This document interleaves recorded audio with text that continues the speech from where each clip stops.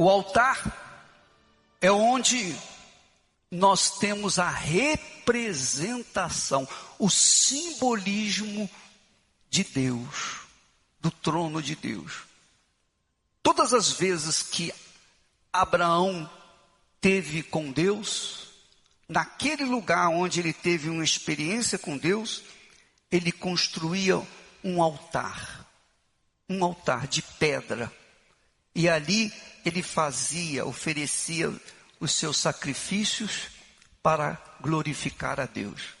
O mesmo aconteceu com Isaac, o mesmo aconteceu com Israel e todos os heróis da fé do passado. Por que o altar? O altar não é nada mais, nada menos do que o lugar que representa Deus e onde as pessoas têm oportunidade de chegar-se a Deus. Quando nós edificamos igrejas nos presídios, é para dar oportunidade para os detentos terem um encontro com Deus. O altar é para resolver os problemas. Jesus disse isso. Jesus fala do altar lá em Mateus. Se você quiser ler conosco, Mateus capítulo 23, Evangelho de Mateus 23, e no versículo 19, ele diz assim, para os fariseus, para os hipócritas, para os religiosos hipócritas, ele diz assim, insensatos e cegos, pois qual é maior, a oferta ou o altar que santifica a oferta?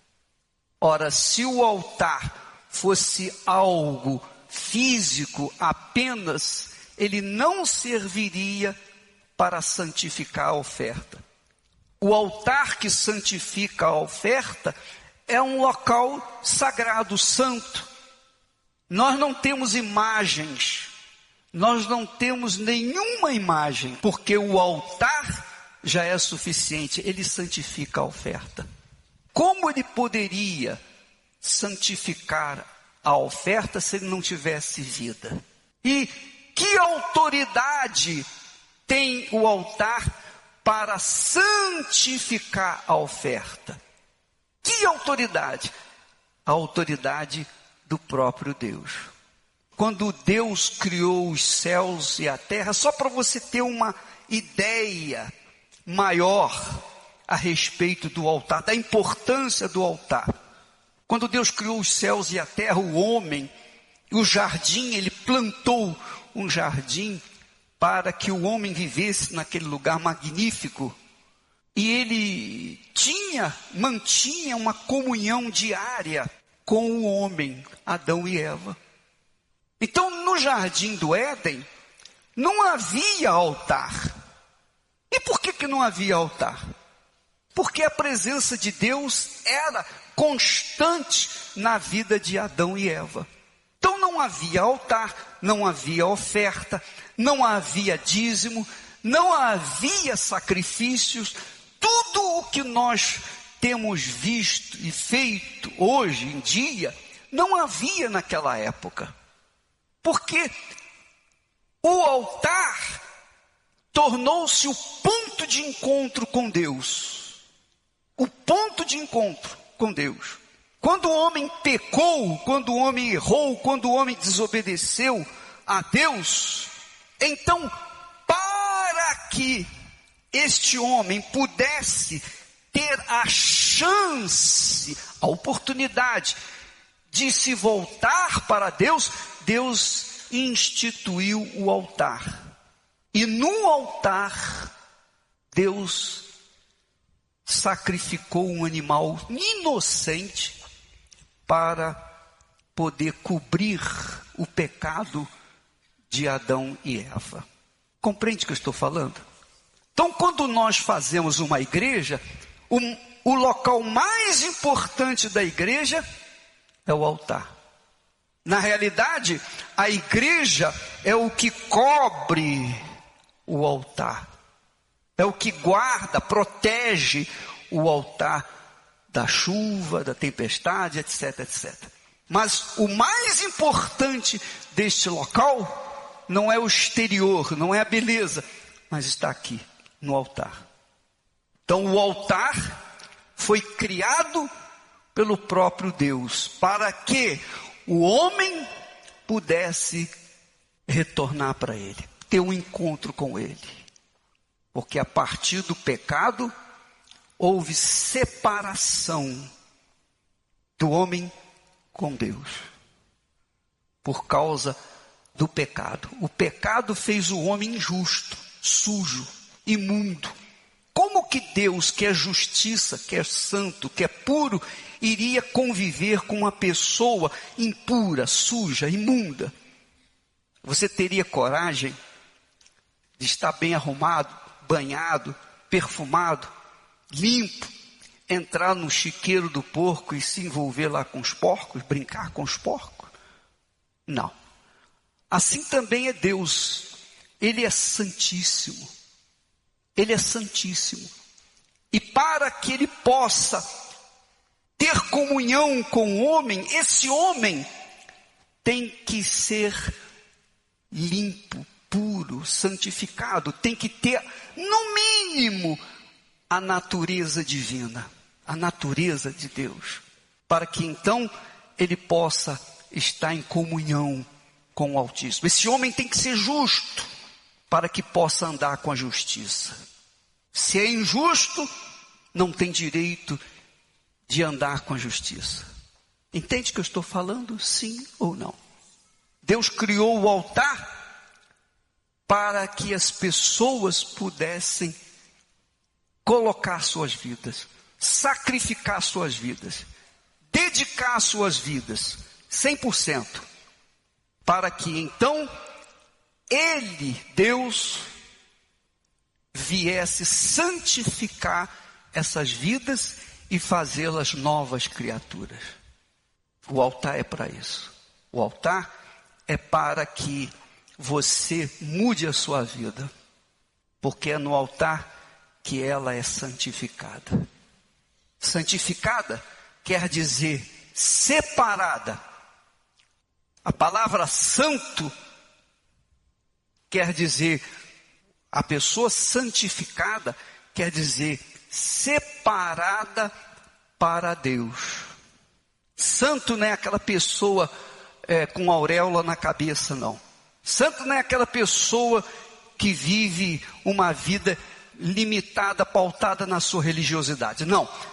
Santo é aquela pessoa separada para Deus, que vive para ser testemunha viva do Deus Altíssimo. Deus é Espírito. Deus é Espírito. E como Espírito, como Ele pode manifestar-se nesse mundo, sendo Espírito? Como o Espírito de Deus pode se manifestar neste mundo? Ele só pode se manifestar nesse mundo quando ele encontra uma matéria, um corpo separado, santificado para ele, para que então ele possa usá-lo e então manifestar a sua grandeza na vida das pessoas. Isso não é religião. Isso não é uma doutrina. Isso é um fato. Isso é um mandamento. Isso é a palavra de Deus. Ele diz aqui, o que é mais importante? Qual é maior? A oferta ou o altar que santifica a oferta? Eu penso que você está entendendo agora o motivo da oferta. A oferta não é esse dinheiro que você tem e coloca aqui. Quando você traz a sua oferta sincera e coloca no altar, Deus não vê a quantia que está ali. Ele vê o João, a Maria, o Antônio. Ele vê a pessoa. Ele vê a alma daquela pessoa. E aí está a grandeza da oferta. Se a oferta é justa, isto é, se a oferta é sincera, se a pessoa coloca no altar aquilo que é de mais precioso para ela, na realidade ela está colocando a sua alma no altar. Então, santificação daquela criatura. É por isso que muitas pessoas têm sido abençoadas na Igreja Universal. Mesmo não merecendo, elas recebem mundos e fundos, porque têm coragem, têm fé, para colocarem o seu tudo no altar. O seu tudo representa toda a sua vida. E Deus abençoa toda a sua vida. Mesmo elas não merecendo. Mesmo não merecendo. Porque o altar é o que santifica a vida da gente. Amém, pessoal? E tem mais. Tem mais. Quando você sai daí do seu lugar e chega aqui, junto do altar, o ambiente é outro. Você sente isso. Fisicamente você sente isso. Você sente aqui uma energia que você não sente em lugar nenhum neste mundo. O ambiente, a energia que nós vivenciamos aqui neste lugar, nós não temos nem mesmo dentro de casa. O que eu estou falando para vocês, o que os bispos falam para vocês, do altar, não está escrito, não está decorado, não há um discurso já programado, não. Vem de dentro da gente, dirigido pelo altar, pelo Espírito do altar, que é o Espírito Santo. Amém, pessoal? E aqui, neste altar, cancerosos têm sido curados. Aqui no altar, miseráveis têm sido ricos. Aqui no altar, famílias têm sido reconstruídas. O que você achar de mais impossível neste mundo, aqui no altar tem acontecido milagre. Aqui no altar tem acontecido a transformação. Não porque merecemos, não é porque merecemos, mas por causa da fé. A fé na palavra de Deus. O altar é o segredo, é o local onde você resolve todos os seus problemas. Você resolve todos os seus problemas. Não é mágica, não é uma mágica, mas é uma entrega, é uma dedicação da sua vida, que nem todos fazem, nem todos que vêm ao altar são sinceros. Daí porque nem todas as ofertas têm servido para Deus. A exemplo daquelas ofertas que os homens trouxeram diante de Jesus, lá no templo, em Jerusalém, que Jesus ficou observando. Jesus ficou observando as ofertas que as pessoas colocavam no gasofilácio. E nas ofertas, ele via o coração de cada um, ele via sinceridade, ele via fidelidade, enfim. Ele via o que a pessoa tinha dentro de si. E a despeito daqueles homens trazerem rios de dinheiro, grandes somas de dinheiro, de ouro, e colocarem no gasofilácio, Jesus desprezou, porque eles estavam dando o que lhes sobrava, o que não fazia falta. Mas quando ele viu uma viúva com 2 moedinhas insignificantes colocar dentro do gasofilácio, ele não falou para ninguém. Ele chamou os discípulos e disse: está vendo? Aquela viúva deu mais do que todos eles juntos. Eles não entenderam. Mas, Senhor, eles deram grande soma. É verdade. Eles deram dinheiro. Mas ela, da sua pobreza, deu tudo. Da sua miséria, deu tudo. Tudo. Ela deu e não sobrou nada para ela. Ela deu mais para o altar do que ficou com ela. Jesus disse, ela deu mais do que todos eles. Deus não vê a quantia, a quantidade, o montante. Ele não vê isso.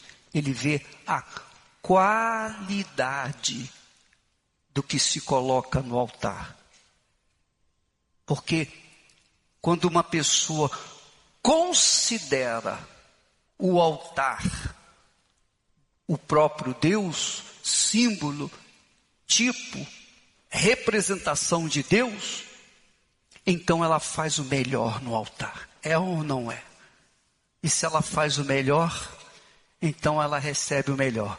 Se ela dá por dar, não recebe nada.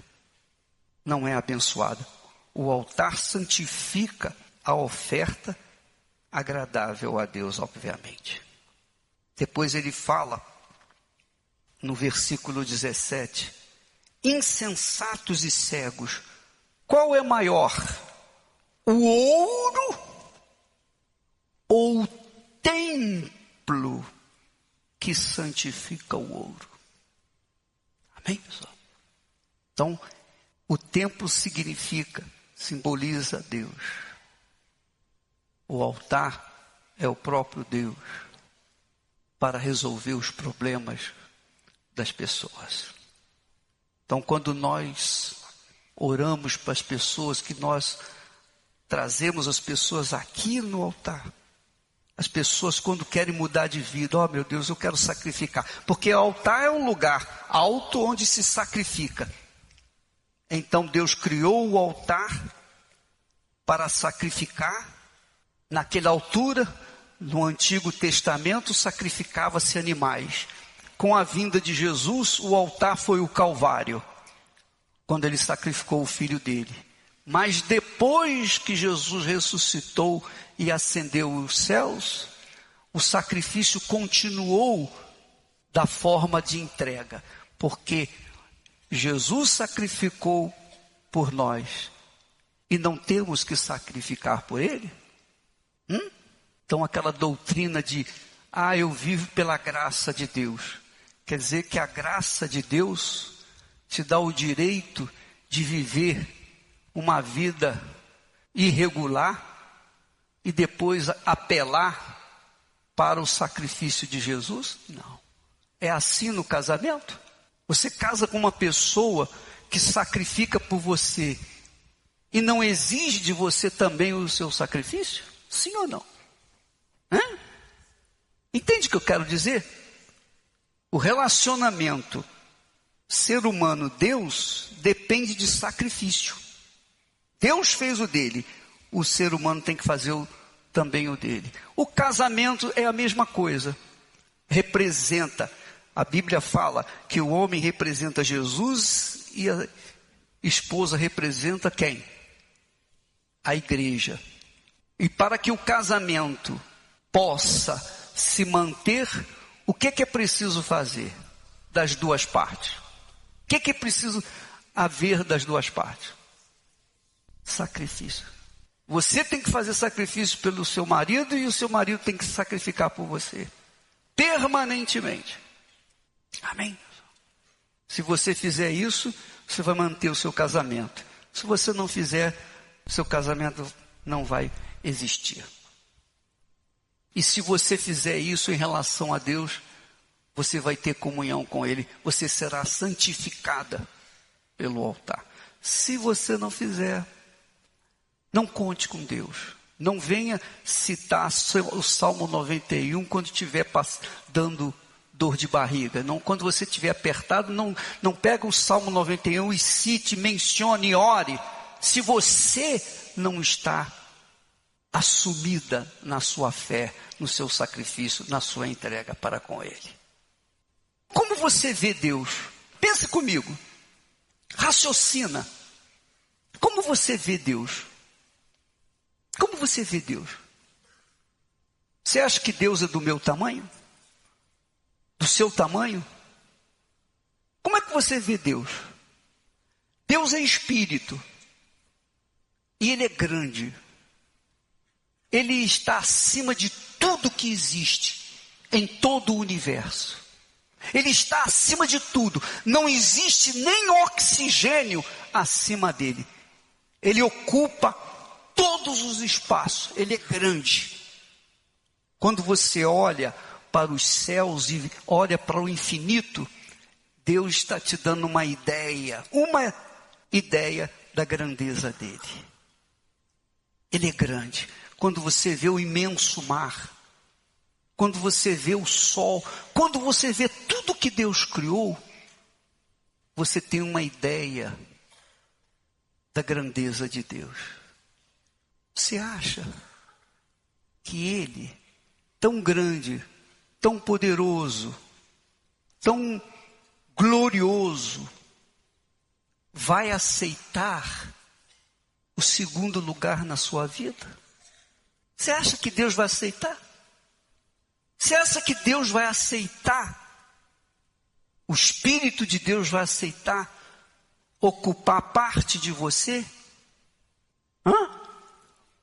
Você, mulher, você aceitaria um homem que lhe desse tudo o que você quer, mas dividisse você com outra mulher? Você aceitaria isso? Se você que é humana, cheio de falhas, não aceita o segundo lugar na sua vida, imagine Deus. Entende o que eu estou falando? É só pensar um pouquinho. É só raciocinar. Se Ele não for o primeiro na sua vida, minha amiga, meu amigo, Ele não faz parte dela. E quando vierem as mazelas, os problemas, as dores de barriga, quando vier aquele problema insolúvel, não conte com Deus, salvo se você se entregar para Ele, corpo, alma e espírito. Amém? Salvo se você o eleger como primeiro na sua vida. Jesus disse: amarás o Senhor teu Deus de todo o teu coração, de todo o teu coração, de toda a tua alma, de todo o teu pensamento, com todas as suas forças. Esse é o primeiro grande mandamento. Quer dizer, Ele tem que ser o primeiro na sua vida. Primeiro do que a sua mãe, seu pai, seus filhos, sua família, sua vida, seu futuro. Ele tem que ser o primeiro. Agora você começa a descobrir, você dá asa à sua imaginação, você começa a pensar e diz assim: agora eu sei porque Deus não tem sido tão grande na minha vida. É ou não é? Sim ou não? Pô, minha vida é uma vida de azar, uma vida de desgraça, de dor de cabeça. Eu não consigo. Um dia eu estou bem, mas a semana toda eu estou mal. Um dia eu estou lá em cima, outro dia eu estou lá embaixo. E você tem uma religião. Você crê em Deus. Pelo menos, de forma hipotética, você crê em Deus. Mas esse Deus que você crê não corresponde às suas necessidades. Parece que Ele está lá no infinito e você está aqui sozinha. Sim ou não? Diga a verdade. Poxa, mas eu vou na igreja, e daí? Jesus estava falando com religiosos, não está falando com incrédulos. Então, meus caros, tenha esse entendimento. Use a sua inteligência. Use a sua razão. Deus é justiça. Deus é santo. Ele é o criador da justiça. Ele é o criador da fé. Ele é o consumador da fé. E se Ele não for o primeiro na sua vida, Ele não faz parte dela. E não venha colocar culpa das suas mazelas nele. Ele não tem nada com isso. Nada com isso. Nada com isso. E eu estou aqui para falar isso. Esse é o nosso discurso. Para mostrar para você, revelar para vocês o que Deus é. E como Ele deve ser visto.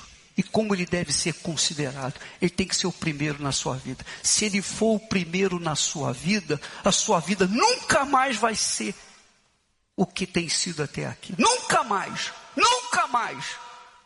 Então a sua vida familiar, a sua vida financeira, a sua saúde, tudo na sua vida vai ter uma diferença brutal. Porque Deus estará com você. Quando Ele exige que nós façamos dele o primeiro em nossas vidas, é porque primeiro Ele tem feito de nós o primeiro na vida dele. Entende? Se Ele exige que você o ame de todo o seu coração, com todas as suas forças, de todo o seu entendimento, é porque primeiro Ele ama você, independente do que você é ou deixa de ser.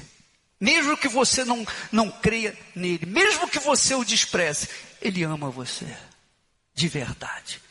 Mas esse amor só traz benefício para você. O amor dele só se materializa em você quando há um casamento, quando há um pacto, uma aliança entre você com ele. O que adianta você amar demais o seu marido, mas se ele não o ama? Adianta alguma coisa? Você acha que há casamento quando um ama demais e o outro despreza? Há casamento? Há união? Há harmonia? Há paz entre vocês? A mesma coisa com Deus. Mesma coisa com Deus. Pense, use a cabeça. Use o seu raciocínio, por favor. Não use religião, não. Use o raciocínio, a sua inteligência. Pense, raciocine. Você dá de tudo para o seu filho, e o seu filho não quer saber de você, gosta de drogas, gosta disso, gosta daquilo, te abandona. Eu pergunto, esse amor que você, mamãe, papai, dá para o seu filho, resolve? Não resolve. Só resolve quando o seu filho, depois de sujo, doente, enfermo, ferido, desprezado, chega à porta da sua casa e diz: mamãe, me ajuda, papai. Aí sim, tem solução. É ou não é? Então, é isso que Deus espera de cada um de nós. Que a gente se volte para Ele. E é no altar. É no altar que resolve isso. Quando você coloca a sua vida. Não é no altar que a gente casa? Não é? Pois é. Por quê, hein? Por que as pessoas casam no altar? Por quê, hein? Porque querem a bênção do altar. Então, Deus ama você mais do que você possa imaginar. Mas nada Ele pode fazer por você enquanto você não fizer dele o primeiro na sua vida. Graças a Deus por isso. Amém? Sabe por que é graças a Deus? Sabe por quê? Porque a sua vida não depende de favor do seu pai, da sua mãe, do governo, dos estudos, de faculdade, de condições, da esperteza, nada disso. Sua vida não depende de nada disso. Sua vida depende só desse casamento, dessa aliança com Deus. Você crê nele, colocar também a sua fé nele, colocar toda a sua vida nele e assumir essa fé. Aí sim, sua vida é transformada. Então você que tem sido rejeitado, você que tem sido uma pessoa infeliz e quer mudar essa situação, o altar é para isso.